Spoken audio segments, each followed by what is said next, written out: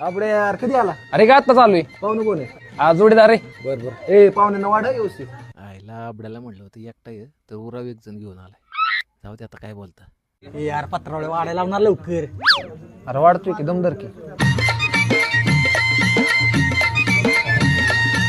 ए यार बाहेर रस्ता दे ना लवकर. रसा ना ए यार रसा घे ना. ह्याच्या आईचा दाना ह्याच्या मग दर नुसता मागतोय आलाय तर बिना आमंत्रणाचा नुसता वानतोय. अरे गप खाकी ह्याच्या आईचा दाना वरनं खातोय आणि खालनं पाहतोय. अरे ह्यालाच कशी वाटत नाही रे.